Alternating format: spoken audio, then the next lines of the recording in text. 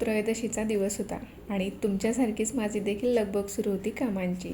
सुट्टी असल्यामुळे आता मम्मीला कामात मदत करायची असं माझ्या आधीने ठरवलं होतं.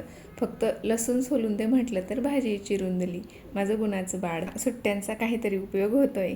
तर इतर कामांसोबत हळूहळू थोड्याफार फराळाची देखील माझी इथे तयारी सुरू होती. तर आज बनवला चिवडा.